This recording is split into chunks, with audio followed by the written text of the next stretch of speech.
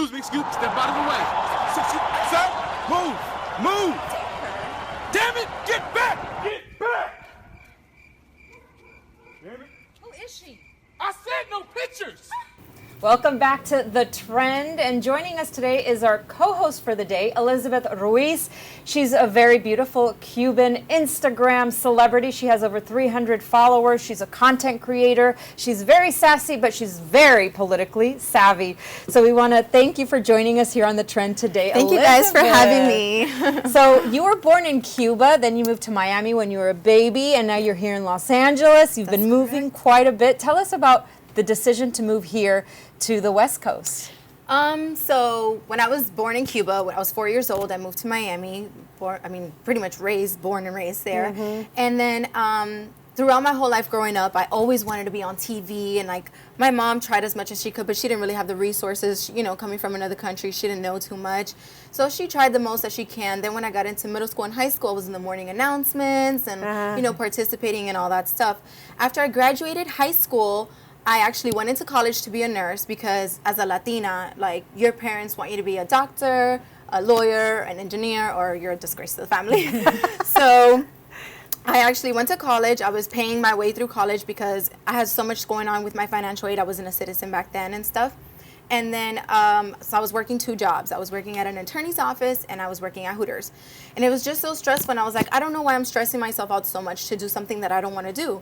But the crazy part is that I was in honors classes when I was in school. So my parents were freaking out because I was like, I'm going to leave college and move to LA. And they're like, what are you doing? Stay in college. Like, this is crazy. And I was like, no. So I packed my bags. I was 20 years old. I packed my bags. I moved to LA, and I haven't looked back since. Wow. And now you're an Instagram celebrity. Right. You're an Instagram celebrity, but you came here to be an actress, and you stumbled onto creating content on Instagram. Yes. And now you have all of these followers, but how did you decide I'm going to create content? Because a lot of actors, they just want to be on screen, and they don't talk about creating content. So what made you decide that? Well, what made me decide that was, first of all, a lot of people started doing it, and it was creating like this.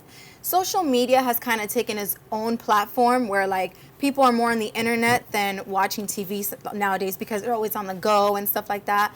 And I figured if I'm going to be an actress, I have to show people that I'm a good actress, or how else are they going to know? In audition rooms? No. Right. So I just felt create my own content, and that's what I did. I got with a group of people every single day. We got together, came up with ideas. So this is like for real. It's like a job. Yeah, this is our job because, and we even tell ourselves like we have meetings, we have ideas like, okay, what else can we do now? Okay, what props can we use? Because this is what we want to do. So if nobody's going to give us a job, we're going to create our own jobs. And you've done a lot of comedy, which is something you didn't think you were going to fall into. But you're really good. I've seen a lot of your videos, and you're very funny. Thank you. I mean, would you consider becoming, not necessarily a comedian, but being in comedies as opposed to dramas? I guess the comedy ended up working for me because in the beginning, I just wanted to do like the real dramatic acting, like throw a chair and scream and cry. But the novela acting, yes, right? Exactly. Novela comedy. Latina, you know? What are you doing to me? So I thought, like, since I already have a big personality, just take it, act with it, and then eventually other roles will come, you know? Right. And that's just how it started. Like, we just got together, made videos, and, like, people started really liking them, and different pages started posting them. People were writing, like, we love you. I was like, what's the video that's gotten the most views? Well, I actually have 3 videos that have gotten over 1 million views, and one of them was about how girls are used to getting their way. I saw that one. And it's just kind of like, we're like, oh, there'll be like 10 chairs out, and I'm like, oh, I need to sit. And the one guy that's taking up one chair, he's like, okay, you can have my chair. So I was like, okay, thanks.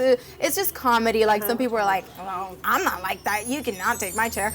But, you know, it's comedy. Right. I'm like, I told him, like, it's comedy. But you've done all these videos, and you have hundreds of videos, right? Yeah. But you've also you've worked on as an actress for other people. Yes. Yeah, so tell us some of the projects that you've done. So I did an independent film called Forgiveness. I had just like a couple lines in there, and that was cool. I worked with one of the guys that actually plays a detective in Narcos now. And I did a short film with Snoop Dogg called G7. I was the lead actress in that. Oh, wow. CeeLo Green had a TV show that aired on TBS. I did the first episode on that as a guest star. And I actually worked on a web series that got over millions of views. So that's just some of the stuff that I've done, nothing major. I booked a commercial. I booked a Nissan commercial this Recently? year. Recently? Yes, Oh, this good year. for you. Gardena Felicidades. Nissan. Natural, Thank you. right? It's Yes. national, I mean. Yeah. It's national. So yes. it was a Those are the ones that Gardena pay. Nissan. Oh yeah. I went to McDonald's once too, but yeah. Awesome. So you have, like I said, 300,000 Instagram followers, and that number keeps growing. I mean, Yeah. day by day. Yeah, they grow day by day, right? Your Yeah. numbers. I Yeah, want watch that. you need to give us some tips to up our Instagram Yeah. game. What do we need to do? So first you have to decide what audience do you want to target. Do you want to target kids, adults? Like what is it that you want people to see? You know, because depending on that, that's the type of content that you're going to post. Before I wanted to target like maybe men, so I was posting more of like modeling pictures, bikini and stuff like that. Whereas now I'm trying to go into like really acting, and I'm getting more young followers and stuff like that by my posting my skits.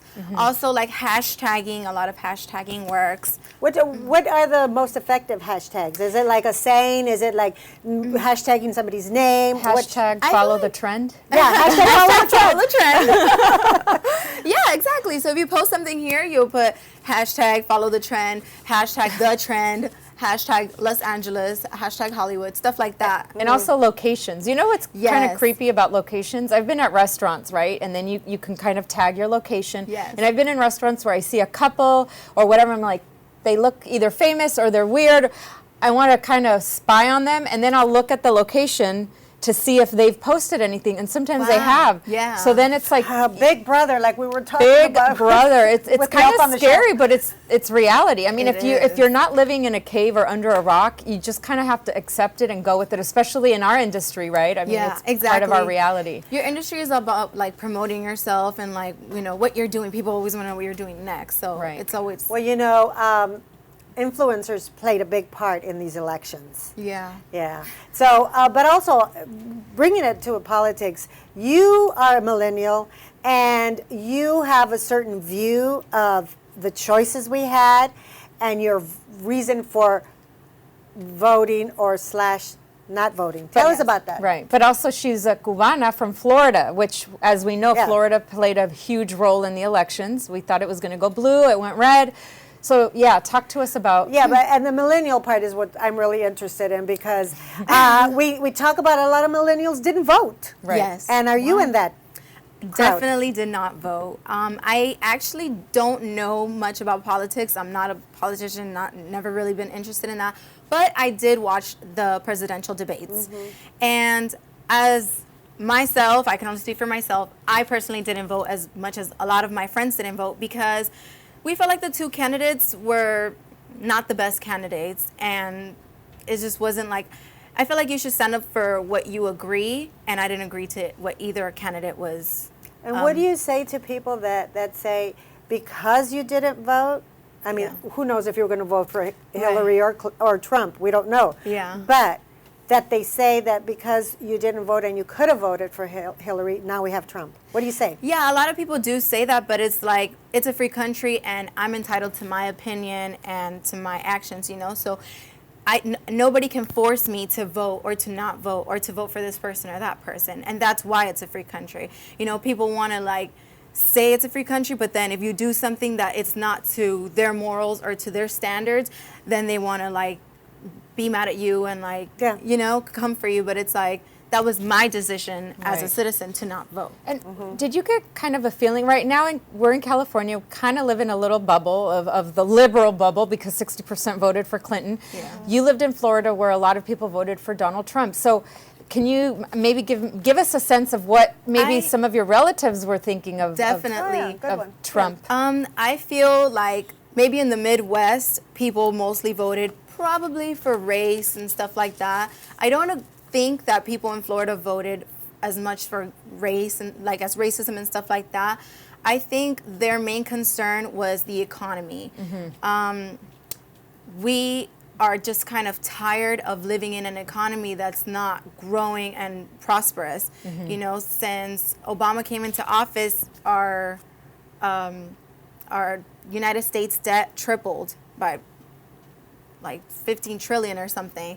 And I just feel like that people just want change. I don't think it was more of Trump and versus Hillary. People just want to change. People want like money. People are tired of like every day struggling. That's a debatable question, is that whether we are better off now than we were then. But Yeah. But and if you get the people on the left, they say, yeah, we are. But then you get the people who are Republican, they say, and conservative, they say no. And that's a debate that is still not, we don't have the full details. Right. Yeah. Well, our next guest is actor Antonio Jaramillo. You've seen him on a lot of different shows, on Tyler Perry's Meet the Browns. He's also been J-Lo's baby daddy on Shades of Blue on NBC. And he's going to talk to us about politics, about his roles, and so much more. So don't go away. Keep following The Trend. We'll see you after the break.